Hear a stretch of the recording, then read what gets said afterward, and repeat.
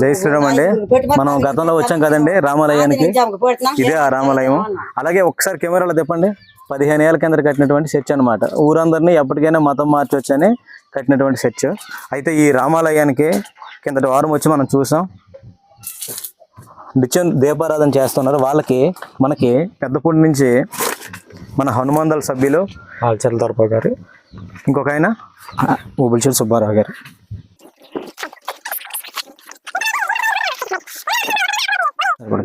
ఒక సంవత్సరానికి సరిపడగా దీపారాధనకి మన రామాలయానికి పెద్దపూడి వాస్తవ్యులు మన హనుమందల సభ్యులు ఇవ్వటం జరిగిందండి.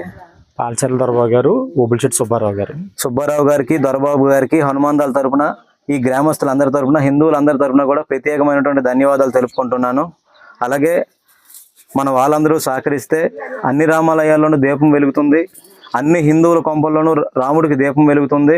అలాగే ఏ ఒక్క కుటుంబం కూడా సనాతన ధర్మాన్ని విడిచిపెట్టి విదేశీ మతాలకు వెళ్ళిపోవాల్సిన అవసరం కూడా రాదు. ఎక్కడో 60-70 కిలోమీటర్లు, 100 కిలోమీటర్లు పైబడి కార్లు వేసుకొని ఇక్కడికి వచ్చి అమాయకులైనటువంటి హిందువులు మతం మారుస్తున్నారు. మనం కూడా కొంత సమయం ఇచ్చి మనం కాస్త కొద్దిగా సాయం చేస్తే మన హిందూ సోదరులందరినీ కూడా మతం మారకుండా మన రాముడికి నిత్యం దూపం వెలిగేలాగా మన సనాతన ధర్మాన్ని కాపాడుకునే వాళ్ళలో మనం ఒకరిగా మిగులుతాం. దయచేసి హిందువులందరూ ఆలోచించుకోండి. పట్నం అయిపోయింది, ఈసారి పల్లెటూర్ల మీద పడ్డారు. ఈ దేశ సంస్కృతిని ఎలా నాశనం చేద్దామని చెప్పి కంకణం కట్టుకున్నారు కొంతమంది దుష్టశక్తులు. ఆ దుష్టశక్తుల నుంచి మన దేశాన్ని, మన ధర్మాన్ని కాపాడుకోవాలంటే మన దేశంలో ఉన్నటువంటి మన హిందువులందరూ కూడా నిరంతరం పనిచేయాలి.